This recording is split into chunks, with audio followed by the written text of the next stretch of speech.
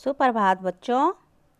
आज आप पढ़ेंगे वसंत भाग 2 से पाठ 8 शाम एक किसान। यह एक कविता है। कविता के रचयिता हैं सर्वेश्वर दयाल सक्सेना जी। कवि ने कविता का शीर्षक लिया है शाम एक किसान। शीर्षक से हमें मालूम हो रहा है कि यह एक श्याम है और उसको किसान के रूप में लिया गया है। जो शाम का है तो ये क्या है, सर्दियों की एक शाम है, सर्दियों का वक्त है। सर्दियों के वक्त में किसान के रूप में इसका वर्णन किया गया है। कविता पढ़ते हैं, फिर उसके अर्थ को समझते हैं। आकाश का साफा बांधकर सूरज की चिलम खींचता बैठा है पहाड़। घुटनों पर पड़ी है नदी चादर सी, पास ही दहक रही है प्लास के जंगल की अंगीठी। अंधकार दूर पूरब में सिमटा बैठा है भेड़ों के गले सा। अब चित्र देखिए आप, वो क्या कह रहा है कि जो पहाड़ है यह क्या है, एक किसान है। शाम का वक्त है और जो ये पहाड़ है ये किसान के रूप में बैठा हुआ है। इसने अपने सर पर क्या है, आसमान रूपी साफा बांध रखा है। साफा मीन्स होता है पगड़ी। इसने अपने सर पे क्या है, आसमान रूपी पगड़ी बांधी हुई है। और जो सूरज है, शाम का वक्त है तो सूरज कैसा दिखता है हमें, हल्के लाल रंग का। तो वह कैसे प्रतीत हो रही है उसे, चिलम के समान। वह जो सूरज है वह उसे कैसे प्रतीत हो रही है, चिलम के समान। तो क्या कह रहा है कि किसान रूपी पहाड़ बैठा हुआ है सर पे पगड़ी बांधकर और सूरज रूपी चिलम को पी रहा है। घुटनों पर पड़ी है नदी चादर सी। अब जब वह बैठा हुआ है तो उसके सामने जो है एक नदी बह रही है, वो उसे कैसे प्रतीत हो रही है, चादर की तरह। घुटनों पर पड़ी है नदी चादर सी, तो उसके घुटने पे जो क्या है वो नदी रूपी चादर है। पास ही दहक रही है प्लास के जंगल की अंगीठी। उसके सामने जो छोटे छोटे पहाड़ दिख रहे हैं वो उसमें क्या है, जंगल है। घने जंगल में क्या होते हैं, प्लास के जो पेड़ होते हैं उसमें लाल लाल से पुष्प होते हैं, उसे क्या कहते हैं, प्लास।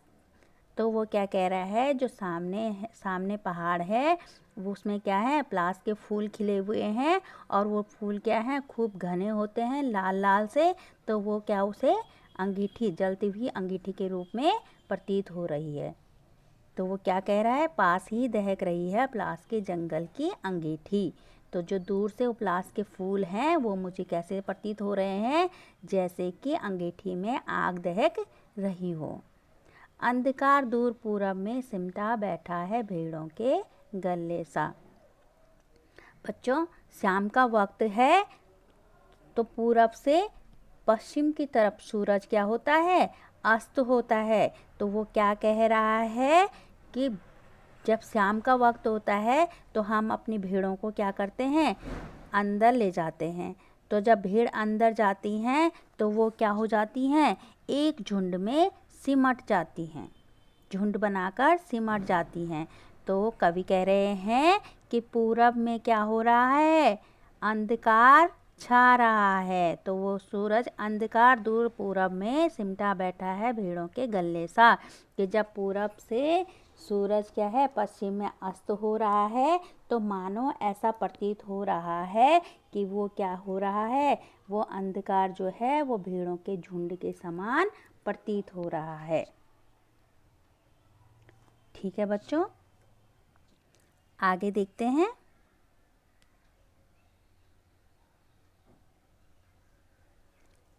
अचानक बोला मोर, जैसे किसी ने आवाज़ दी, सुनते हो। चिलम औंधी, धुआं उठा, सूरज डूबा, अंधेरा छा गया। तो वो क्या बोल रहे हैं कवि अब, कि मानो मैं उस रूप में बैठा हुआ था कि मैंने क्या कर रखा है, जो पहाड़ बैठा हुआ है वह क्या है, एक किसान है।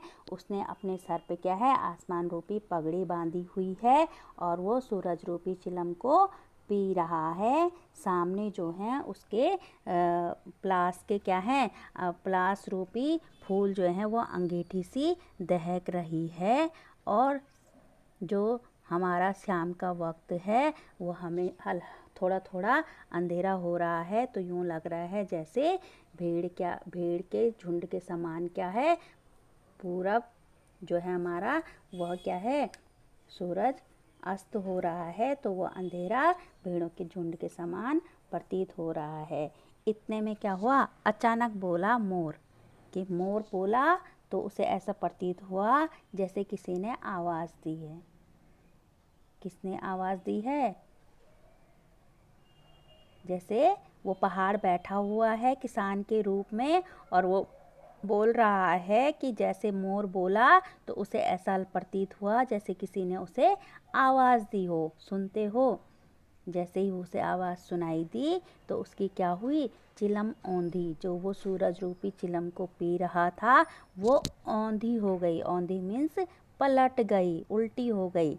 तो वो चिलम जैसी ही उल्टी हुई तो जब हम जैसे हमारे हाथ में कोई आग सी रहती है, अगर वो गिर जाती है तो क्या होता है, आग बुझ जाती है, उसमें से धुआं उठने लगता है। तो वो यही कह रहा है कि जैसे किसी ने आवाज़ दी अचानक, तो मेरे हाथ की जो चिलम है वो औंधी पड़ गई और धुआं उठा, उसमें से धुआं उठा, सूरज डूबा, तो अंधेरा छा गया। उसका कहने का मतलब है कि जब वह इस अवस्था में बैठा हुआ था तो अचानक मोर बोल पड़ा, तो किसी ने, उसे लगा जैसे किसी ने आवाज़ दी है, उसके हाथ से चिलम औंधी हो गई, मीन्स और अंधेरा हो गया। जब शाम होती है, शाम के बाद रात का वक्त होता है ना, तो उस चीज़ का वर्णन कर रहा है कि वह चिलम जो है औंधी हो गई और धुआं उठ गया, मीन्स और अंधेरा छा गया।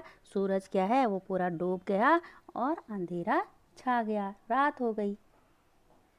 तो कवि ने बहुत सुंदर इस चीज़ का वर्णन किया गया है, वर्णन किया है इस कविता का। बहुत ही अच्छी कविता है। बच्चों इसको पढ़िए, समझिए और आशा करती हूँ कि आपको अच्छे से समझ में आ गया होगा। धन्यवाद।